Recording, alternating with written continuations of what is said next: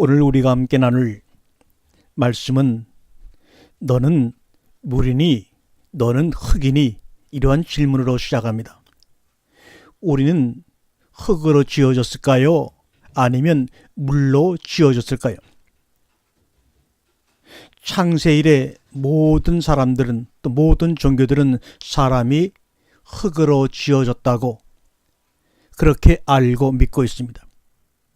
물론 창세기 2장 7절에도 하나님이 아담아 아파르 땅의 흙으로 땅의 티끌로 사람을 지었다고 말씀하고 있습니다.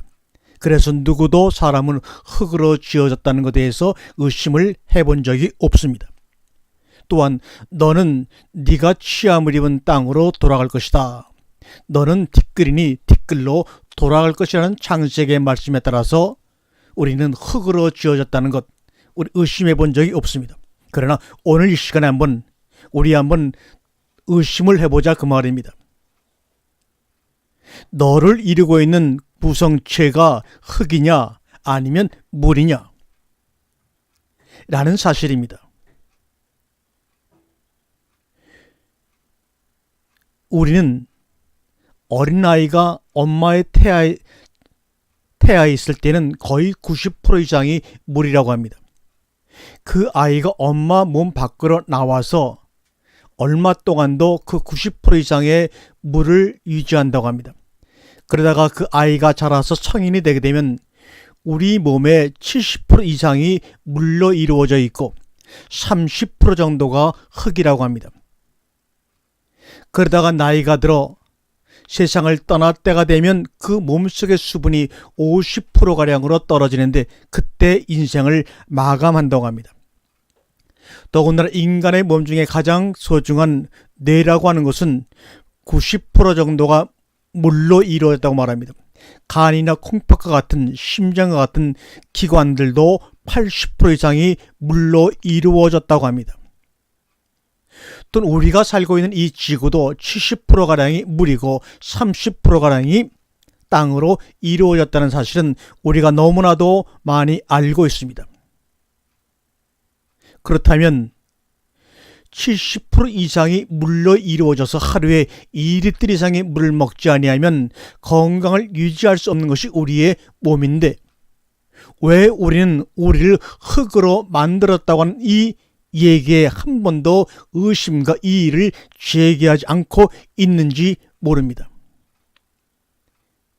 하나님의 말씀은 세상의 진리는 눈에 보이는 것을 통해서 손에 잡히는 걸 통해서 눈에 보이지 않는 손에 잡히지 않는 그 진리를 설명하고 증거해 주는 것입니다.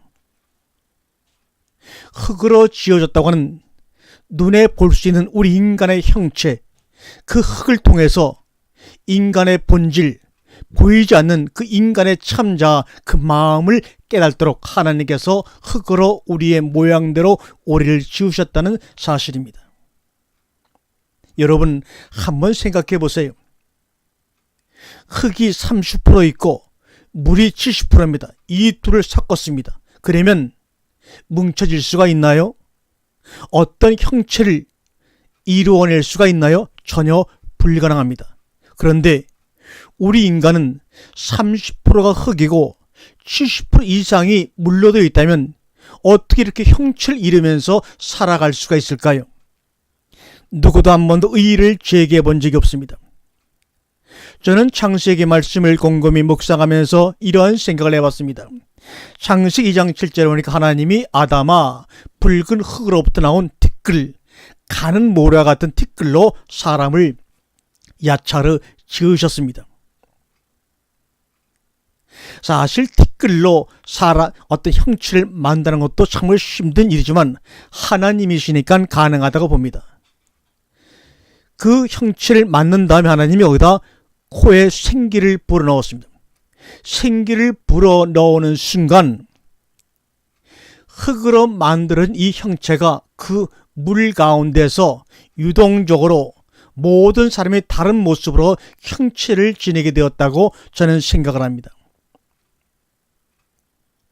그러므로 저는 믿습니다. 사람은 흙으로 지어진 것이 아니고 사람의 본질은 물이라고 말합니다. 흙으로 지어져서 보이는 형체를 통해서 보이지 않는 그 인간의 사람의 본질, 그 마음, 참자를 깨달으라고 하신 것인데, 우리 인간들은 수천 년 동안 흙으로 만들어진 그 겉모습에만 모든 걸 집착해서 몸부림치며 살아온 결과 이 역사 가운데 인생이 어려워지고 나라마다 분쟁과 전쟁이 끊이지 않는 것입니다. 여러분, 우리가 창세기 1장 9절과 10절에 보면 하나님이 이르시되 천하의 물이 한 곳으로 모이고 묻이 드러나라 하시니 그대로 되니라. 하나님이 묻힐 땅이라고 부르시고 모인 물을 바다라고 부르시니 하나님이 보시기에 참으로 좋았더라. 이렇게 말합니다. 이 물을, 천하의 물을 한쪽으로 모이라고 했습니다. 모이긴 하니까 거기에 묻이 드러났습니다. 마른 땅이 드러난 것입니다. 그런데 한쪽으로 모인 그 물들을 하나님은 바다라고 부릅니다. 그러나 바다의 본질은 물들입니다. 또한 천하의 물들이 한쪽으로 몰리자 드러난 마른 땅, 그 묻을 하나님은 땅이라고 부르십니다. 이름은 땅이지만 그 땅의 본질은 묻입니다. 눈에 보이는 바다와 불려지는 땅을 통해서 보이지 않는 묻과 물들을 깨달으라는 것입니다. 이 땅이라고 하는 것은, 흙이라고 하는 것은 뭡니까? 물들이 한쪽으로 모인 결과 드러나는 것이 바로 물입니다. 그러므로 흙이라고 하는 것도 사실은 물 가운데 있던 것들이 물들이 한쪽으로 모임으로 인해서 생겨난 것들입니다. 성경에 이런 사건들이 두 번 나타납니다. 이스라엘 백성들이 애굽에서 나와서 광야로 가기 전에 홍해를 건너야 되는데 그때 하나님의 기운으로 홍해가 갈라져서 마른 땅, 묻이 드러납니다. 그래서 그들이 광야로 건너갑니다. 가나안에 건너가기 전에 40년 동안 광야 생활하다가 요단강을 건너 가나안을 정복하러 가는데 제사장들이 하나님의 말씀 언약궤를 메고 발을 딛자 요단강의 갈라짐으로 말미암아 묻이 드러납니다. 이 묻이 드러날 때마다 하나님의 구원의 사건들이 동시에 일어나는 것을 볼 수가 있습니다. 흙으로 지어졌다고 하는 것은 뭡니까? 그 흙이라고 하는, 땅이라고 하는 이름을 통해서, 눈에 보이는 그 흙을 통해서 보이지 않는 하나님의 구원의 사건, 묻을 깨달으라는 것입니다. 그래서 30%의 흙과 70%의 물이 함께 공존하면서 우리의 몸을 이루어가고 있는 것입니다. 너 눈에 보이는 흙으로 이루어진 그 모양을 통해서 그 안에 너를 지탱하고 움직이고 있는 물을 깨달으라는 것입니다. 물은 고정되어 있지를 않습니다. 물은 언제나 담는 그릇에 따라 모양이 달라지는 것입니다. 물들이 한쪽으로 모이자 땅이라고 이름하는 묻이 드러났습니다. 그러므로 땅이라고 하는 것은 물 가운데 있던 것들입니다. 지금도 물 가운데 있던 그 땅이 드러난 것처럼 물로 인해 유지가 되는 흙이라고 하는 인간의 형체가 물을 통해서 우리의 본질을 드러나는 것입니다. 물이라고 하는 히브리어는 마임이라고 합니다. 마임, 이게 물입니다. 이 마임이라는 글자는 세 개의 히브리어 알파벳으로 이루어졌는데 맴, 요두, 맴 이럽니다. 맴이라고 하는 것은 히브리어 알파벳인데 말씀이라는 의미를 가지고 있습니다. 요두라고 하는 히브리어는 손이라는 뜻입니다. 말씀을 양쪽 손으로 쥐고 있는 것이 바로 마임, 물입니다. 그러므로 물이라고 하는 것은 하나님이 양손으로 말씀을 쥐고 있는 것입니다. 사람은 물입니다. 다시 말하면 그 물은 하나님이 양손에 말씀을 쥐고 있는 것입니다. 여러분이 겉에 보이는 그 형체는 흙으로 만들어진 것이지만 그 만들어진 그 형체를, 모양을 무엇으로 지탱하고 계십니까? 하나님이 양손으로 쥐고 계신 말씀을 통해서 우리의 형체가 무너지지 아니하고 존재감을 유지하며 살아가는 것입니다. 흙으로 하나님이 사람을 지었습니다. 이거를 야찰하러 합니다. 그러나 분명히 하나님은 자신의 형상을 따라 우리를 남자와 여자로 창조했다고 말합니다. 양손으로 쥐고 계신 이 말씀, 물을 통해서 여러분을 창조해 내시겠다고 하는 하나님의 의지가 흙 30%, 물 70% 이루어진 인간의 몸을 의미하는 것입니다. 물은 말씀에 의해 움직이고 변화가 되는 것입니다. 그러므로 여러분의 몸이 70% 이상이 물로 이루어졌다면 여러분의 몸은 당연히 말씀에 의해 지탱이 되고 말씀에 의해 변화가 되고 말씀에 의해 움직이고 변화가 될 수밖에 없는 운명입니다. 인간의 흙으로 만들어진 모든 눈에 보이는 형체와 기관들은 5년마다 세포들이 다 바뀌어버린다고 합니다. 물이라고 하는 것은 기차가 되어 하늘로 점프할 수도 있는 것입니다. 또는 고차가 되어 얼음이 되어 땅속에 박혀 있을 수 있을 것입니다. 이제 선택은 여러분의 몫입니다. 당신은 물입니까? 흙입니까? 당신의 본질은 모양으로 나타나는 흙입니까? 아니면 여러분의 흙을 지탱하고 있는 그 말씀인 물입니까? 70% 이상이 우리 몸이 물로 이루어졌다고 말합니다. 그래서 우리가 이 세상을 떠나고 하직할 때 우리가 하장을 하게 되면 한 줌의 흙으로 남습니다. 그러면 그렇게 몸을 이루고 있던 그 모든 것들 어디로 다 갔습니까?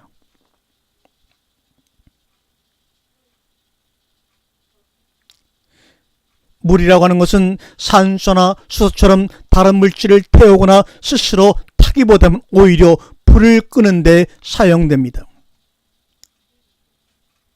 우리 인간들은 우리 몸을 이루고 있는 몸의 본질인 70%의 물에 집중하지 아니하고 겉에 드러나는 30%의 흙에 집중한 인생을 살아가고 있습니다.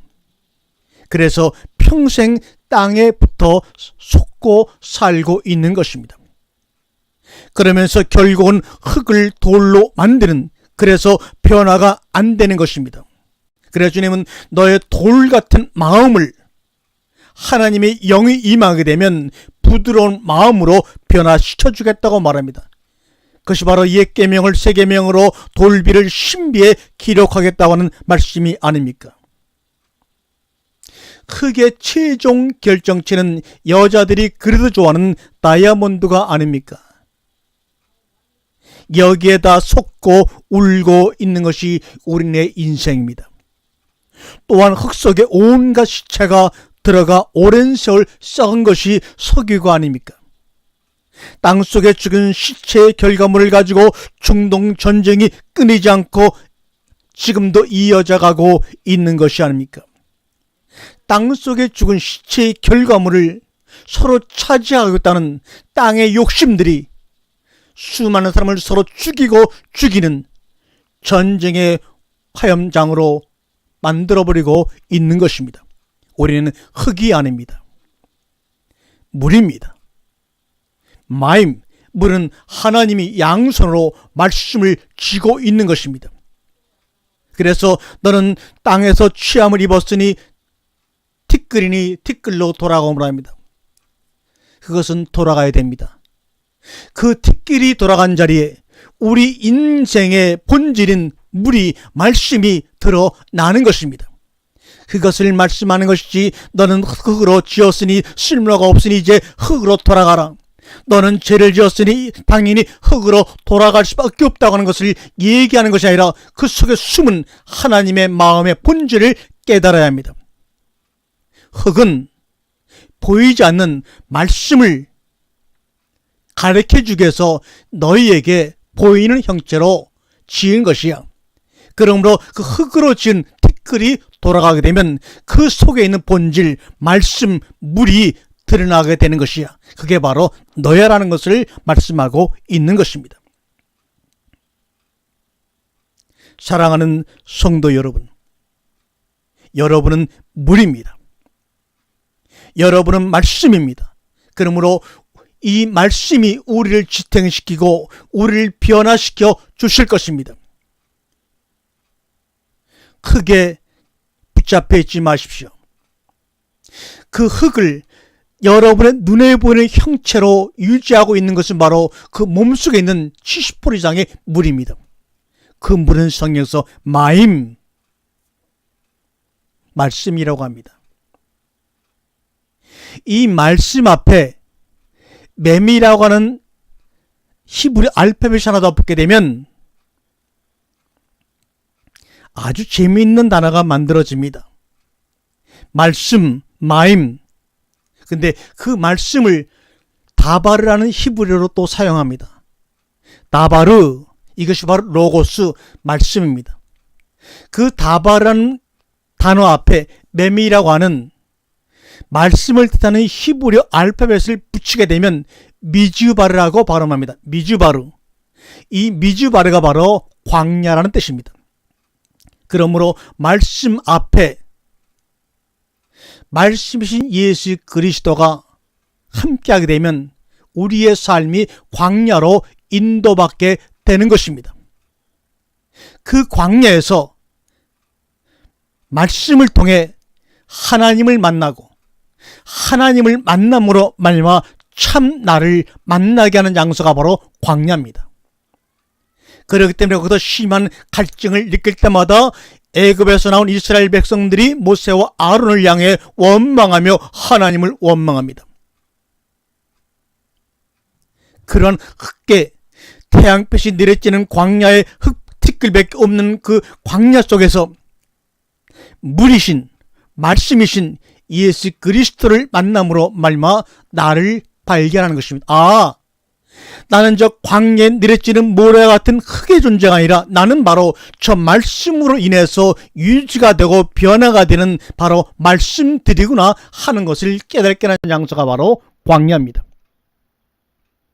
여러분은 지금 멋진 애굽에 아니면 정말로 에덴과 같은 낙원에 살고 있습니까? 아니면 여러분의 삶이 하나님의 부르심과 하나님의 쫓아내심을 통해서 광야로 나와 여러분의 본질이 티끌이 아니라 물인 것을 깨닫고 하나님께 감사하고 있습니까? 노자의 도덕경이라는 책을 보면 세상에 가장 귀한 높은 선은 진리는 산성약수다. 바로 물과 같다고 말합니다. 물은 높은 곳에서 낮은 곳으로 흘러내리지 거슬러 올라가질 않습니다. 수천 수만 개 갈래의 시냇물들이 산에서 흘러내리지만 결국 대양에서 만납니다. 산에서 작은 시냇물이 흘러내려올 때 돌이 막고 흙이 막지만 작은 틈새만에서도 그 틈새를 뚫고 흘러가는 것이 바로 물입니다. 흙이라고 하는 것은 고정되어 있기에 변화될 수가 없는 것입니다. 흙이라고 하는 것은 언젠간 무너질 수밖에 없는 것입니다. 그러나 물이라고 하는 것은 위에서 아래로 내려오는 겸손함이 있습니다. 물이라는 것은 수천 수갈래 다양한 개성들이 모여서 하나가 되는 것입니다. 물이라고 하는 것은 기회가 없고 방법이 없고 절망 가운데서도 무엇인가 길을 찾아내 흘러내려가는 것이 물입니다. 여러분은 흙으로 지어진 것이 아닙니다. 여러분의 몸을 유지하고 있는 것은 하나님의 말씀 물입니다.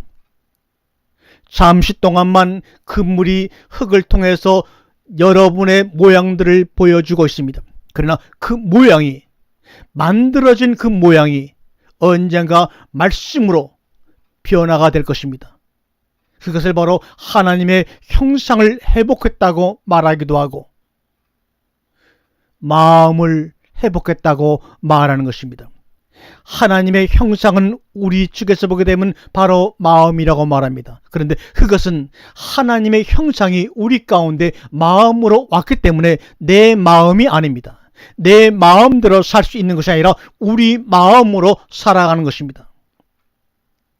하나님의 마음이 우리 가운데 와서 우리가 하나 되어 우리의 마음으로 살아가는 것입니다. 날마다 그 말씀의 물이 에덴에서 4개의 줄기로 우리에게 흘러와 요한계시록 22장에 생명나무의 과실이 열려 우리에게 날마다 먹음으로 말미암아 영생의 삶을 살게 하시려는 것입니다. 그 과정을 깨닫고 그것을 먹게끔 하기 위해서 우리에게 잠시 동안 흙이라고 하는 것을 통해서 형체로 모양을 만들어 주신 것입니다. 그러므로 넌 물이니, 넌 흙이니, 너는 흙으로 만들어진 것이 너의 본질이니, 아니면 그 흙을, 형체를, 모양을 유지하고 지탱하고 있는 그 물이 너의 본질이니? 대답해 보시기 바랍니다. 사람은 물입니다. 말씀에 의해 변화가 되고 말씀에 의해 유지가 되고 말씀에 의해 흘러내려 하나가 되는 것입니다. 흙으로 만들어진 사람은 절대로 하나가 될 수가 없습니다. 흙으로 만들어진 사람은 결국은 상대를 부술 수밖에 없습니다. 그러나 여러분은 흙이 아니라 물로 지음받았습니다. 그 말씀으로 지탱되고 있는 것입니다. 그러므로 어떠한 경우 어떤 위치에서도 여러분을 지탱하고 있는 그 말씀이 길을 찾아내어 여러분을 하나님의 품으로 인도할 것입니다. 흙으로 만들어진 그 흙 가운데서 하나님의 본질이, 하나님의 형상이 물로 드러날 것입니다. 흙이라고 하는 고된 삶을 통해서 여러분은 여러분을 지탱하고 있는 말씀을 만나시기 바랍니다. 여러분은 말씀드립니다. 흙이 아닙니다. 주님이 말씀하시죠. 나에게로 오는 길은, 하늘나라 가는 길은 너무너무나 좁은 길이라고요. 왜 그 길이 좁을까요? 내가 가지고 있는 것 다 가지고 그대로 가려고 하니까 아무리 넓은 길도 그 사람에게는 좁은 길이 될 수밖에 없습니다. 그러나 흙으로 짊어지고 있던 그 모든 것들을 내려놓고 물 가운데 흘러버리게 되면, 흘러내려 보내게 되면 어떠한 작은 일도 대로가 될 수밖에 없는 것입니다. 거기서 하나님을 만나고 여러분의 참자를 만날 수가 있는 것입니다. 나팔꽃의 지혜를 여러분 아시는지요? 나팔꽃이 이런 얘기를 합니다. 너희들은 왜 서로 꽃주둥이가 되겠다고 이렇게 싸우고 난리니? 꽃주둥이나 꽃의 모가지나 몸통이 하나인 줄을 모르고 있니? 보이는 것이 전부라고 생각만 하니 안 보이는 생명을 놓칠 수밖에 없는 거야. 그러니 너희 삶 가운데 생명수 열매가 없는 거야 라고 나팔꽃이 오늘 말합니다. 눈에 보이는 흙이 전부라고 생각만 하니 안 보이는 그 흙을 유지하고 있는 말씀, 물을 놓칠 수밖에 없는 거야. 그 말씀이 생명이고 말씀이 구원입니다. 그 말씀을 놓치고 있으니 너희에게는 어떤 노력과 희생과 헌신을 통해서도 너희를 살리는 열매가 나타날 수가 없는 거야. 이렇게 얘기합니다. 영생과 안식은 노력이나 행위로 열리는 것이 아닙니다. 우리가 모두 한 생명이라는 것을 인식하고 공유할 때 많이 받을 수 있는 하나님의 선물입니다. 흙으로는 하나가 될 수가 없습니다. 티끌로는 날아가 버리지 하나가 될 수가 없습니다. 그러나 그 모든 티끌들이 말씀 안에, 물 안에서 서로 하나가 되어 흘러갈 때 결국 대에서 만날 수밖에 없는 것입니다. 영생과 안식은 노력이나 행위로 열리는 것이 아니라고 말씀을 드렸습니다. 우리가 말씀 안에서, 우리가 물 안에서 한 생명이라는 것을 인식하고 공유할 때 받는 선물이며, 그것을 우리는 열매가 맺혔다고 하는 것입니다. 그러므로 열매를 맺을 수 있는 장소는 오직 광야입니다. 미즈바르, 다바르라는 말씀에 예수 그리스도가 와서 하나가 되었을 때 바로 열매가 맺히는 것입니다. 그러나 그 열매가 맺히는 광야를 버리고 모두 다 애굽으로 돌아가려고 합니다. 애굽에서 살려가면서 자신의 노력과 자신의 지혜를 가지고 열매를 맺히겠다고 합니다. 그러나 그 열매는 미즈바르, 말씀이 붙어있는 광야에서만입니다. 말씀이신 예수 그리스도 육신 입고 오셔서 어디서 여러분을 만나주느냐? 바로 광야에서 만나주기 때문에 미즈바르라고 하는 것입니다. 인생들을 보게 되면 꽃으로만 끝나는 인생이 있고 열매로 영속되는 인생이 있습니다. 씨가 진 열매 맺는 나무를 너에게 양식으로 주시겠다고 주님이 그래서 말씀한 겁니다. 이 세상의 모든 역사는 꽃주둥이 갖고 싸우는 일련의 과정일 뿐입니다. 그 다음 생 열매를 보지 못하고 듣지 못하고 다 소경이요 장님입니다. 그러니 바른 말을 할 수가 있겠습니까? 그래서 또한 모두가 봉우리라고 주님이 말씀하고 있는 것입니다. 성경서 말씀한 열매란 영생이요 구원이요 하늘들의 나라입니다. 그래서 하늘들 안에 계신 우리 아버지여 라고 주기도문이 시작되는 겁니다. 주님이 가르쳐주신 주기도문은 아무나 하는 것이 아닙니다. 하늘들 안에 존재하는 자들만이 고백할 수 있는 기도입니다. 나무 위의 칩은 하늘이고 땅입니다. 나무 안에서 하늘과 땅이 하나가 되는 것입니다. 그 나무가 우리의 양식이고 우리의 구원이라고 창세기 1장은 말씀하고 있는 거예요. 즉 내가 하나님과 하나가 되는 것입니다. 태초에 하나님이 천지를 창조하시니라 하늘과 땅을 낳았다는 겁니다. 그래서 주님은 우리에게 말씀합니다. 너희의 의가 바리새인보다 더 낫지 못하면, 이렇게 말합니다. 더 낫지 못하면 이라는 헬라어는 페르시오라는 말입니다. 이 말은 차원이 다르지 않으면 이런 말입니다. 다시 말하면 우리들의 의가 바리새인과 다른 차원의 의를 준비하지 아니하면 하나님의 나라에 들어갈 수 없다는 것입니다. 이 말은 율법의 모든 항목을 지켜냈다는 말이 아닙니다. 너희는 도저히 율법을 지켜낼 수가 없는 자야. 이스라엘 백성들이 모세 율법을 지켜내는 것이 아니라 도리어 법궤가 이스라엘 백성들을 끌고 갔다는 사실을 아시는지요? 요단강을 앞에 놔두고 이스라엘 백성들이 법궤를 끌고 간 것이 아니라 하나님의 말씀 언약궤가 이스라엘 백성들을 끌고 갈 때 요단강에 갈라지는 기적이 일어난 것입니다. 항상 법궤를 맨 제사장들 앞장서 갔습니다.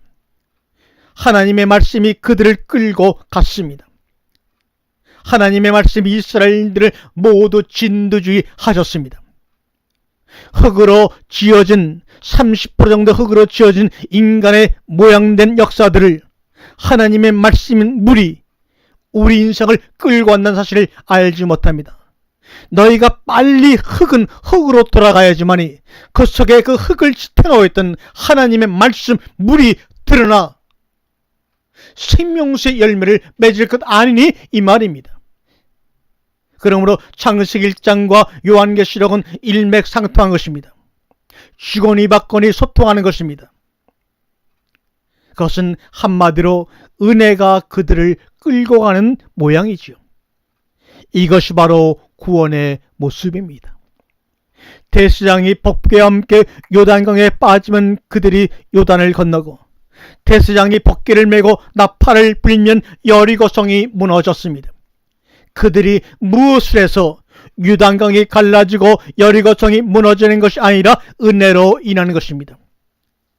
다시 말하면 언약의 말씀이 성취된 것입니다.